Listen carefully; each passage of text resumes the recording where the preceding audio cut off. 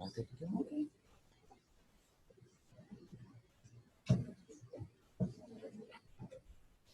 Well, good afternoon. My name is Damaris Fontanes. I work in the Finance Division and Accounts General Office since 3 years ago. The last 2 years, I worked with the independent contractors. So this afternoon, we are going to go deep in the independent contractor process, the approval process, and we are going to um, go in. I'm sorry.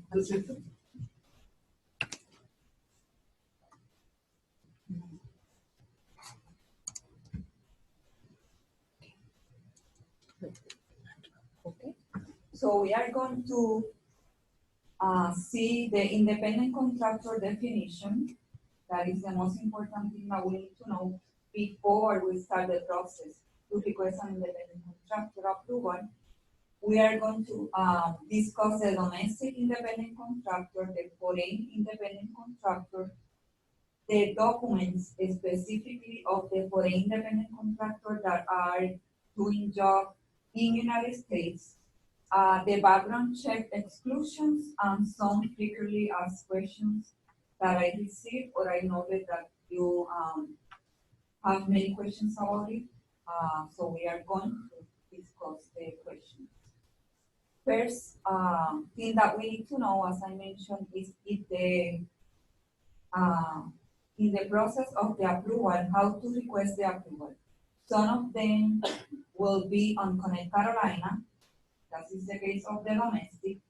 Some of them are going to be sent through my email, and the documents are on the Independent Contractor Determination Checklist will be approved by myself and need to have a stamp or my signature in the last page. It applies to the foreign. And also we have some documents that are necessary to submit with the independent contractor approval request, and we are going to each document so we can get a better idea of what we need to do before submit the independent contractor request.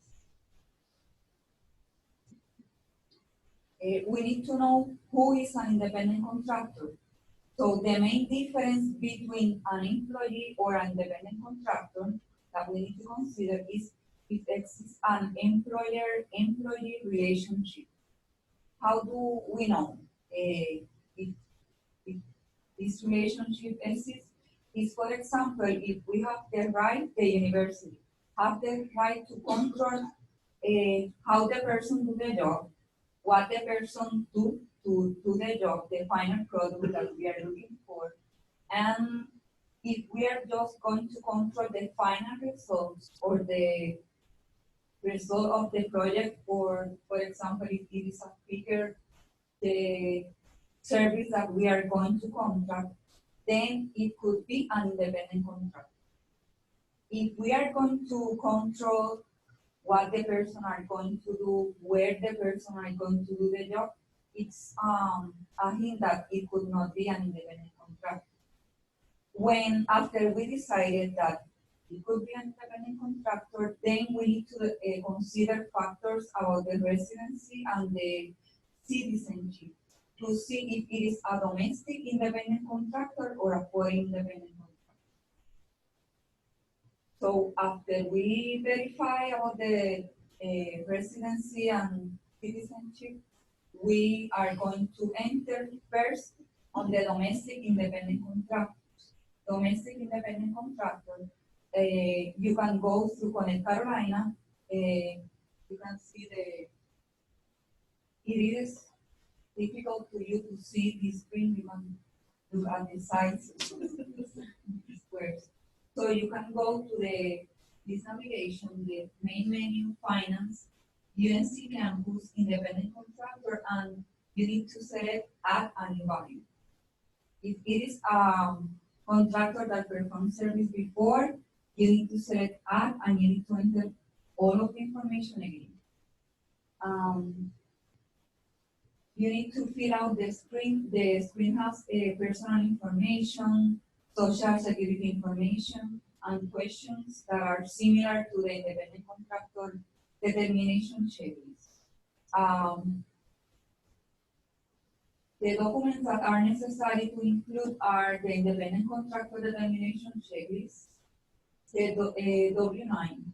The W-9 you can get through the IRS or on our website to see the current version, because sometimes we receive documents that are not the current version. And we need to be sure that we are using the last one. For this particular form, the W-9, the current version is the November 2017. And the date, the revised date appear on the left corner, right corner of the form. And another document that we need to see that it's attached to the independent contractor approval request is the background check, or an explanation of why the background check is not required. We have some exclusions that you can find in the procedure 708.1 that has the major reasons that you can find in order to decide if it is required or not a background check. Speakers doesn't require, because they are just 1 or 2 days on the university. By definition, they doesn't need to have a background check. The things that we need to consider: how long the person will be in the university. If the assignment is 10 or less calendar days without any continuous relationship and involves supervised access to the documents, sensitive population, facilities, then a background check is not required. And as I mentioned before, the speakers are not included in the background check. If the contractor will perform the assignment in his or her own facilities and doesn't have access to confidential or protected records or data, and doesn't have the direct contact with sensitive populations, a background check is not required. So probably you are asking which one can we determine if it is a sensitive population, facilities, or data. An example of sensitive population could be person that is less than 18 years, or patients that are in the hospital that they are sensitive populations. Sensitive data, all of the records that the hospital or other department has about individual, and also sensitive facilities are the facilities that need authorization from the department, from the supervisors to enter in this facility.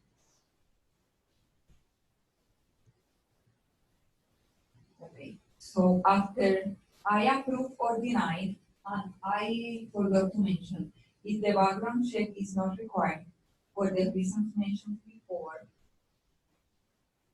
you can see, it is important to include a note. Why? Because probably you know exactly what the person are going to do. But for us, sometimes the explanation or description are not enough to know exactly if the person will have access or not. So based on your determination or the criteria of your department, if you decided or you see based on this that it would not necessary to have the background check, please include in the description of service or a note and a different paper attached to the request that it is not necessary, and include the reason. So we are all set with domestic independent contractor. We have the approval, and how do you receive the approval? For domestic, you are supposed, the person that generate the independent contractor request are supposed to receive an email with the approval or denial at the top of the email. If I deny it or you have a denial independent contractor request, You can see the reasons for the denial in the email. If you are not the independent contractor approval requester, you are not the person that generated the request to Connect Carolina, you can go to the screen of the independent contractor and you can see at the top of the screen if it is approved or denied. If it is denied, you need to see at the very bottom of the screen the reason for the denials that we are going to discuss or enter later to see the majority or the main reasons for the denial. Now we are going to a topic that I know that is has a little situations because it's difficult to determine all of the documents, or if you know all of the documents, it is sometimes difficult to get information from the independent contractor. So we are not going to discuss the difference of the foreign independent contractor that I doing the job in the United States or out of the United States. We are going to, okay, you need to send the approval instead of through Connect Carolina. You need to send an email to this address ic_review@unc.edu. So I received directly the requests and the documents in the email.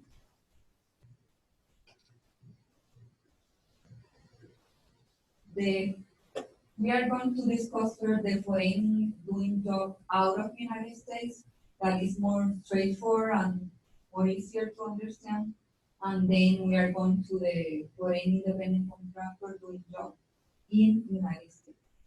For independent contractors that are doing job out of the United States, we need to submit with the request the employer independent contractor determination checklist. This is the form name. The IRS W-8 form. The form is again it is an IRS form, so it is recommended to go directly to the IRS website, or you can find in our website. Please try to not use forms from previous years that are not the current version or the latest version revision of the form. For the IRS W-8, the current version is July 2017. And it is an important detail. If I see that it is not July 2017, you will need to request a new one. The reason is because the information that has the forms are very important to us and to other agencies that are involved in the payment or withholding, and we need to comply with the policies that the agencies have, in this case the IRS. We also, you also need to submit the passport copy, the foreign vendor creation form, and the foreign wire setup, or the vendor direct deposit in case that it is United States bank. This is the banking information. Sometimes you need to submit additional documents of the banking information, and you will receive a notification or a request from the foreign vendor coordinator, Aaron Marie, and he will send to you an email or a request for additional documents. I see the main documents, and if you enter or you provide all of the documents, it is okay.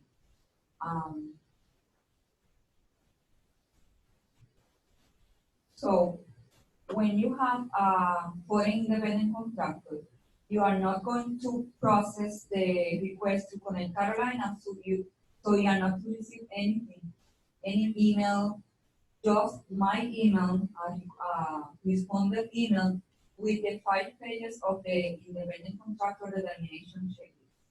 The checklist needs to have my signature or the independent contractor signature at the page 5. Because this information or this document will be included need to be included with the voucher. If the people that approve voucher doesn't see the stamp, the voucher couldn't be approved. So it is very important that you, when you attach the form to the voucher, please attach the one that is signed by me for the independent contractor approval. Okay, so we are going to the foreign independent contractor providing services on United States.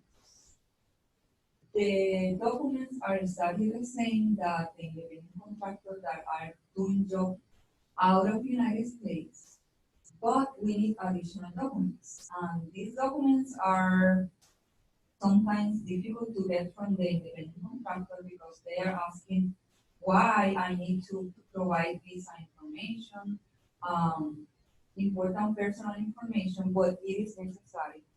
Why? Because, for example, for the visa, we need to know if they have the correct visa to enter and if we can pay with this visa.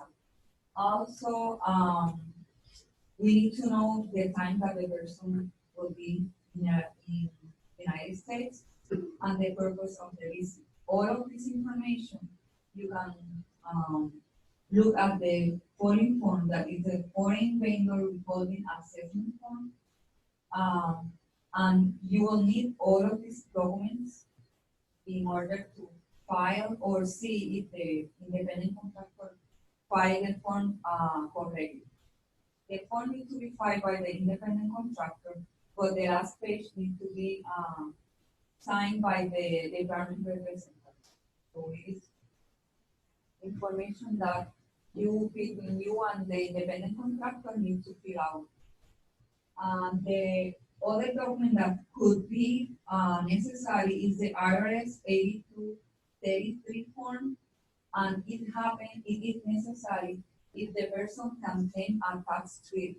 Tax treaty is the permit to the person to receive the complete payment without any withholding.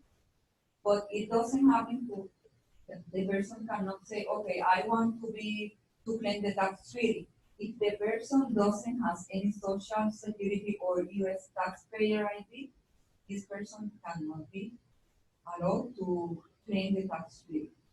How do you know it? In the W8 you can find if the person has a valid U.S. taxpayer ID in the line 5, I think, part 1, line 5. And also, you can see in the documents that the person provides to you. Why? Because if the form is not necessary, I will receive the form. If I don't see any social security in the form or in the W-10, automatically it is not necessary. I can do anything to process or to give to payroll. Payroll needs to see the documents and could provide the waiver of the withholding or the treaty benefit. They determine based on the documents that I gave to them, specifically in the foreign vendor withholding assessment and in the IRS 8233. The same situation. If they don't see the social security or U.S. taxpayer, this person is automatically doesn't have the right to claim the tax treaty benefit. And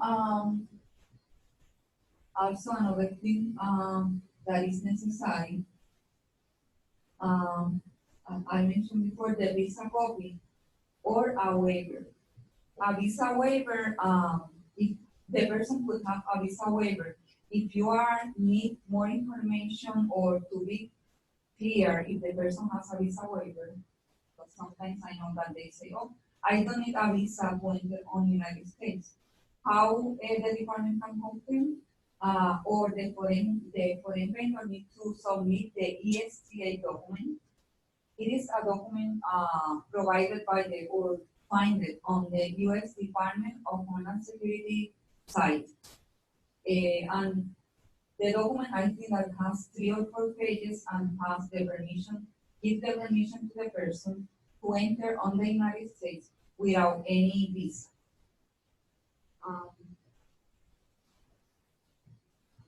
So we are going to the form that I said that has 3 pages and it is sometimes difficult to fill out by the independent contractor.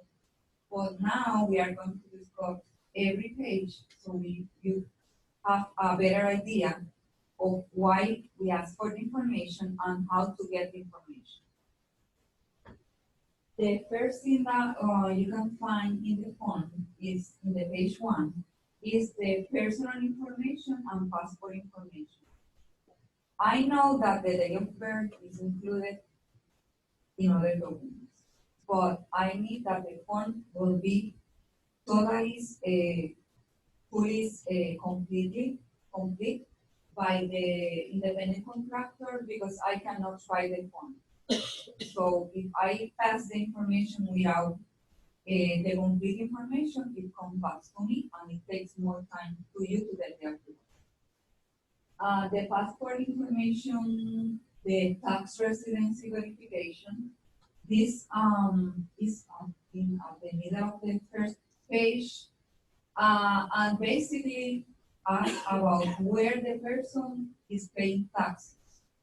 Why? Because sometimes we have a person that has lived in, for example, Spain, but has paid taxes in another country. So this question is just to get the information about the tax paying taxes place, and also the resident or non-resident alien for tax purpose.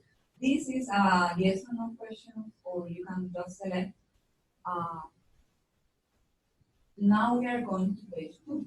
The page 2, it has a lot of information that need to be provided by the independent contractor, or the independent contractor need to fill out completely. It has information about the visa type. That's the reason why we request the visa, because the visa has the type of visa, B1, B2, sometimes has J1 or F1 visa, and we need to know because sometimes, for example, in these two particular situations, J1 and F1 visa, it's necessary to have additional information, additional documents from the university. The majority of time are exchange students that come from other universities, and we need to have the letter of the permission of the university and documents, for example, the DS 2019, that it is our Department of State document. This is just an example. It doesn't apply to all of the visa type. Also, the information as in the page 2 is the arrival and departure dates from US.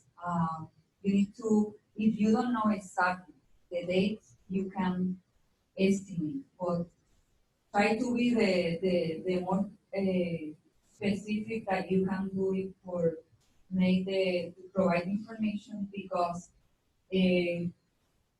after in the bottom part of this form, there will be a certification area, and basically it's based on these dates, the arrival and departure dates on US and the first and last day at UNC. I know that sometimes not all of the people come to the United States to provide services on the university. Sometimes they are going to a conference or present papers in meetings through the United States. So in this case, the last one doesn't apply, just the arrival and departure dates in the United States. And we have also in the page 2, the immigration and travel history information. The information basically is like the travel information that you need to provide in the I-94 travel history, the information that we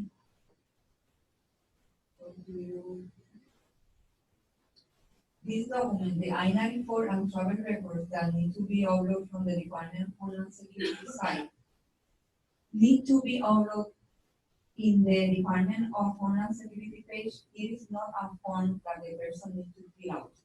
It is just populate the information when you enter, when the person enters the personal information. The majority of the cases, the person going to the page and can upload. Sometimes they cannot do it or don't know how to do it, doesn't have the time to do it. So we have the form has a question in this page 2, that authorize the university to look at the travel history information. Okay. So, okay, we are in the travel history. The main information or the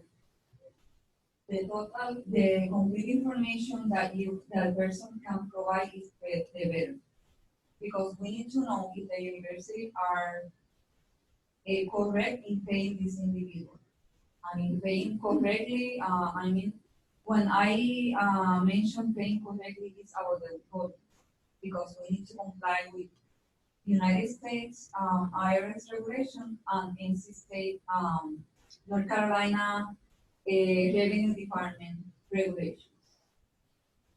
The information basically is the day of entry, day of exit, the visa type, the purpose of the visit, and if they request or they get a tax relief before. As mentioned, we are looking for the last 3 calendar years, because the information overall from the Department of Homeland Security just provide to you the last 3 years. And we know that the person probably doesn't remind everyone that entered on US. Um, for this reason, the document could help both you or the independent contractor to get this part of the form completed. The travel information need to be included. Sometimes the person doesn't include the travel information, but include the travel history. So if the person doesn't be here for the last 6 months or doesn't travel frequently, it could be accepted. Okay, so we are going to the last, almost the last part of the form, the page 2. And this is the section that I mentioned to you before, that it is the certification. And it is very important that the questions included in this part are appropriately answered by the independent contractor, because we need to determine if we can pay based not only on the university rules, but on IRS rules, because they have a rule that they call 956 rule. Basically, is if the activity lasts more than 9 days. So we need to know the start and end the service. If the independent contractor will receive the payment from more than 5 institutions in the prior 6 months. It is important. The 5 institutions the prior 6 months refer to United States, not just the University of North Carolina, all of the institutions that the person visits on United States. And if it is an academic activity. The majority of them are speakers or are persons that come here to make research, so they are academic activities. So the person needs to answer with a yes or no and sign the page. The other page, that page 3, is simple, because just need to include the type and amount of the payment and the department representative name and signature. Sometimes I receive the first 2 pages and I need to ask for the 3 page, and you would think, okay, it is not necessary because I included the service fee, and I also include my name in the Independent Contractor Determination Checklist, but it is a request. You need to include the information. Basically, it has the same if it is a service fee, an honorarium, a travel expense. Another detail that you need to know is if you don't know exactly the amount, but at least you can estimate the amount, travel expenses and service fee need to be included separately, cannot be included in the same amount. For example, if you are going to pay $2,000 for the speaker service, and then you are going to reimburse the person for the travel, lodging, and other expenses, you need to include the information individually. This page 3 has individual spaces to include it. It is very important for us to know because the withholding will be based on the honorarium for service, not on the travel and other expenses. The additional documents, it applies for both domestic and foreign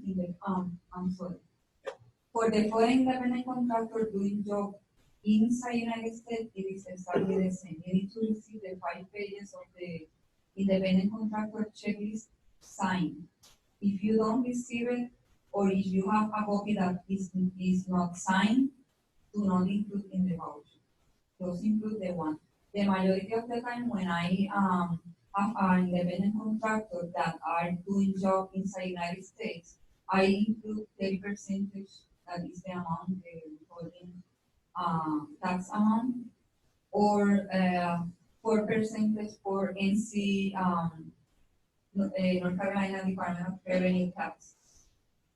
I try to include it. If not, then I can send to you with the email. The information is detailed in the email.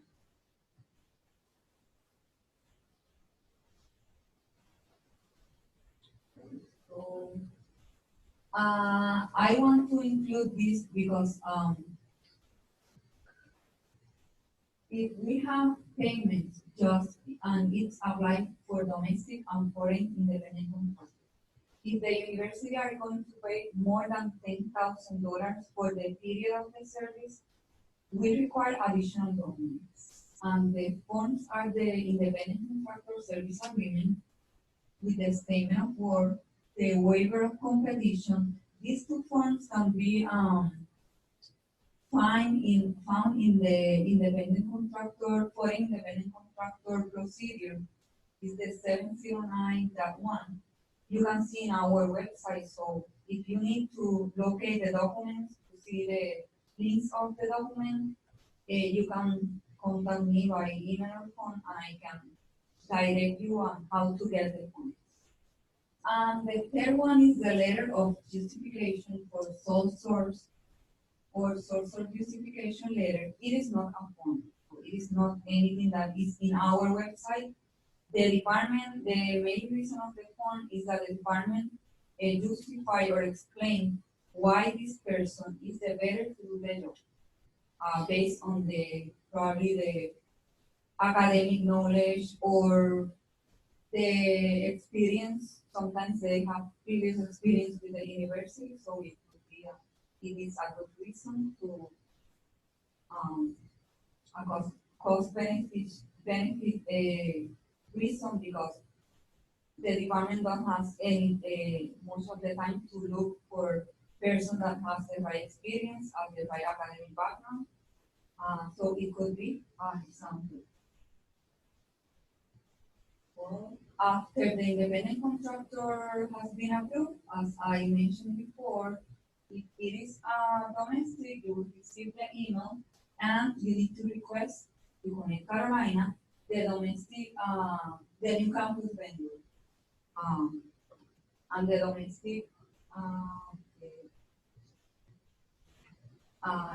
the domestic vendor coordinator could see if the independent contractor is already approved or not. So if you don't have, you can do it after you receive the email with the approval. If you do before, the person just deny it, because you need to be set up as an independent, to be approved as an independent contractor, and then she can set up in the system as an independent contractor. The for foreign is different because I need to approve and forward the email to Aaron Malik, the foreign independent contractor, with all of the documents. So for this reason, it is a lot of forms, including the foreign vendor creation form and the banking information.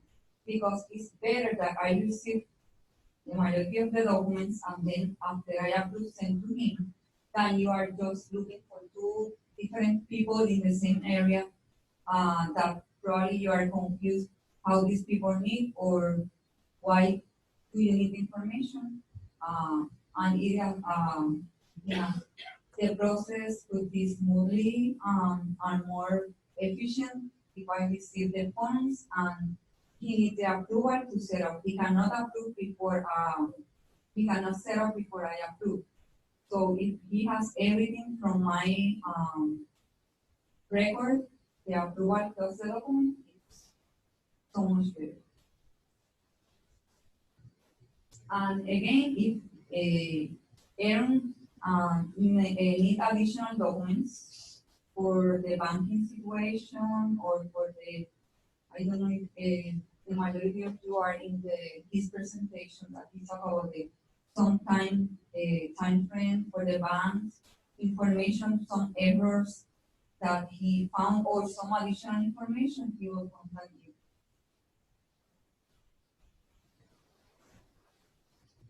Okay, now we have the three curly questions that I received or that I see that it's common errors. And we are just learning about it because, especially for the foreign, because the foreign doing job inside United States, the policy was established on April 2017. So I know that we are just adjusting to the rules, to the documents, but we are going to discuss now specifically about the funds. In this case, for example, the valid period of the IC approval, and it applies to specifically the Independent Contractor Determination Checklist, page 2. The form asks for the period. The form asks for the period. The period could not exceed 12 months. It is important. It is not based on fiscal year. It doesn't need to be from July to June. If the person come in August and be here for 1 month, it could be from August 1st to August 31st. If the person, you don't know how many times the person are going to provide the service, you can estimate, and it could be 12 months after the start date of service. We are going to, like I mentioned before, both service fee and travel expenses, please include separately in the page 3 of the IC2. If the university is going to pay just for travel expenses, it is not necessary to have the approval. It could be set up without the approval. If it is just travel expenses or other expenses.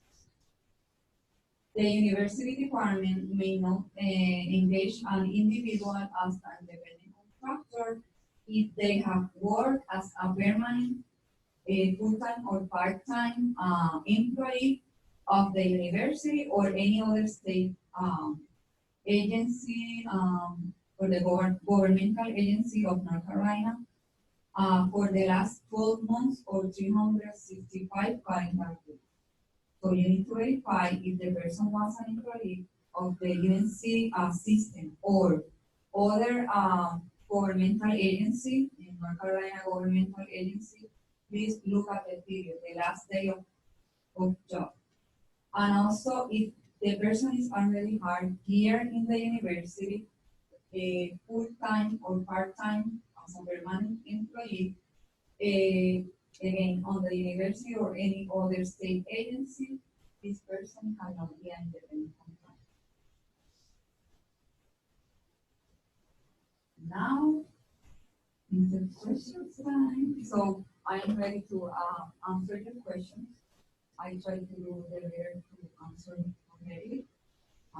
So, yes. I'm not sure exactly how to phrase this, but with the service fee being estimated, sometimes I have independent contractors that they want a guarantee of what they're going to pay. Like does that make sense?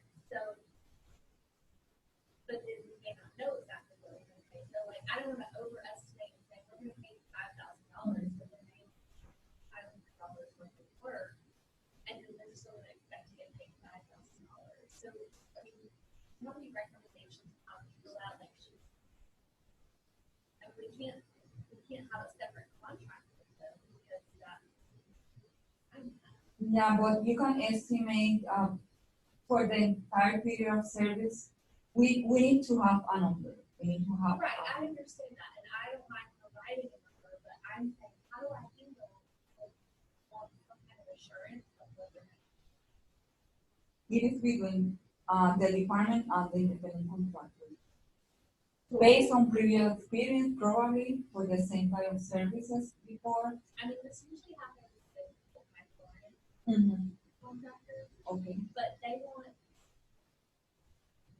guarantees of what they're gonna pay. I mean, I don't want to call it an employment contract, but that's kind of what they're asking for. Like, they want a guarantee they're going to get paid for the work that they do. And I'm sorry. But they're for it. Tax rate issue. I'm sorry. I guess I'm not explaining. Is it an No. hourly rate you're working with? Is that the problem? You don't know how many hours? It's usually a daily rate. Yes. Okay, And so we there's a say, rate. we're gonna, we're not gonna pay more than like 60 days, for 60 days worth of work in a 12-month period. But, and if I put that on the contract, but they think that means they're gonna get paid for 60 days worth of work, rather than 60 days worth of work not. You know what I would do? I would contact legal and just ask them how that you should word that. And what I usually do is have the professor or who's ever working with this person, they say, submit an invoice and say, they work 48 hours, do you agree? So I'm gonna pay you 48 hours. If you don't know how much they really work. Yeah, I get They're that. working with someone. That's not really part of my question. Like, I get what you're saying, but I don't, that's accurate.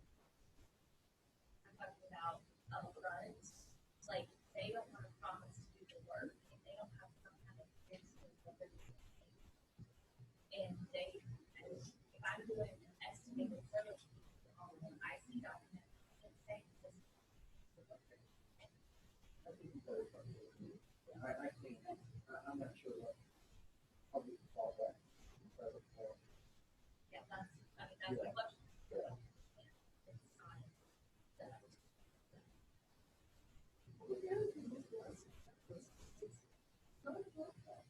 if that's what we're saying. It's a Determination of your service. Exactly. So the contractor, I completely think that the contractor,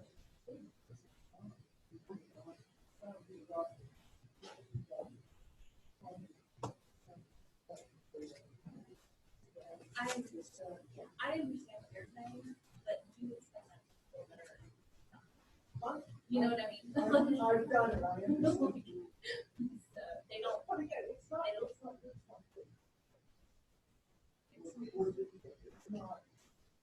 Yeah, and maybe they'll say you service group or something like that, but, you'll have something. I mean, I use I'm a signer over stuff, Okay. so I use the access service agreement, but it doesn't have anything to do with price.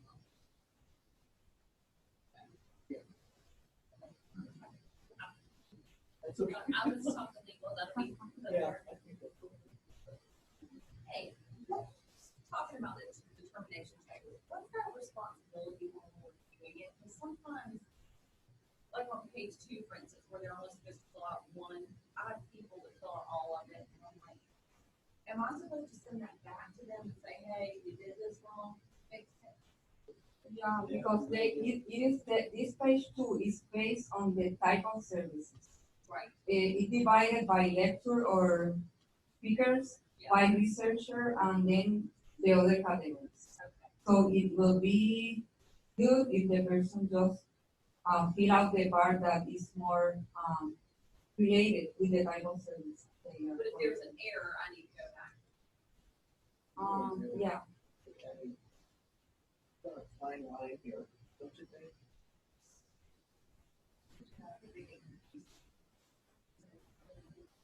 Or even just on the 20 questions, like saying that you would see provide assistance when they're not. I don't even know how much they pay attention, but if there's an error like that, I need to go back and tell them, hey, Yeah, you need to collect the based on the type of service. Some questions are easy to find out if it is yes or no. Right. And other questions are not. So between the department representative and the independent contractor, based on the type of service and the previous experience, you can figure out the correct answer. And you use this as a guide to determine if the person could be or not an independent. Thank you. Um, So you were saying that with, when they're approved, that it can only be for a 12-month period? yes, So what if it's a photographer that you're gonna be using for years, probably? Do you have to every year? yes, renew? yes. Okay. Because the information, it's several factors. First of all, the payment, the amount of payment, 1 year could be less than the other, or the type of service will be on the university or on a facility that is very sensitive. Also, the W-9 information could change the address or some of other information. So we need to have the contract to say, okay, we can track for this year, this person has the approval or not, doesn't have a need to request anymore. And also the direct deposit. Mhm. I know there's like one person we've gone back and forth with because he doesn't have checks. So he went to the bank and the bank gave him all the information and said, this should be fine, this is fine. But it was rejected, saying that we have to have a voided check. For payments, you need to contact the vendor coordinator because I'm just requested the documents, the main documents, not the payment information because she's the person that needs to set up in the system with the bank information. So you can contact her. Her name is Grace Manny. And you can also see the memo, I think that was September, about the direct deposit payments. So you can prepare the questions. That's really problematic, because more and more people are not using checks.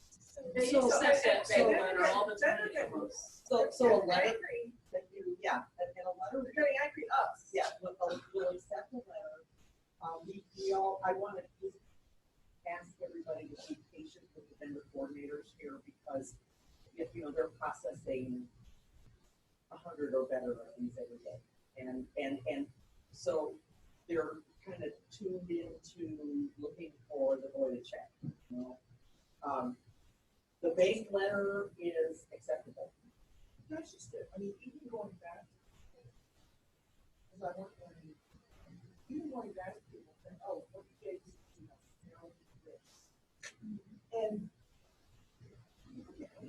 this. And the other thing is too, especially with students, we don't have to do this with students.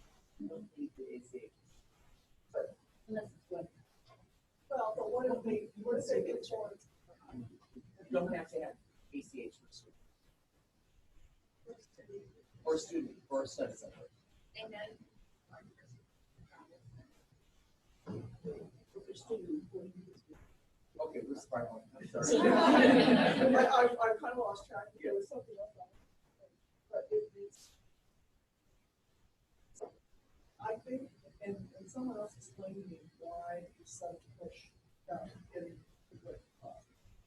I had no idea that checks the cost of not getting back the laws together. That wasn't my first knowledge. But at the same time, if you have an expenditure, it's going to be a one-time thing.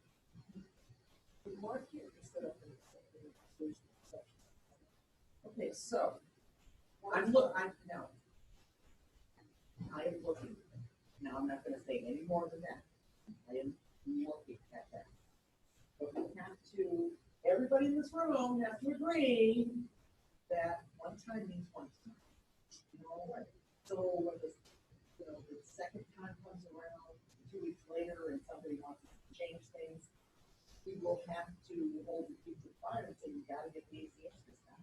I understand. Yeah, Yeah, but other people don't, and I'm just saying, there's so many of y'all that come into kind of a small group, that I gotta be a little bit strict about this, so I'm looking at that, I think that might be a solution to this, to look at like a single pay, this is the one-shot deal, this vendor's gonna be one and done, and that's it.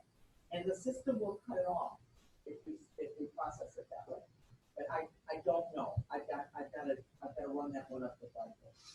But it's also unions remember one time, like this other department, another time. Yeah. So that's why it's going to be very, so that could be, yeah. I think I can understand how you go about it, Yeah. but at the same time, I'm basing this. So I have Only the same on- too. I have one time vendors that only do one, but they don't have to do it.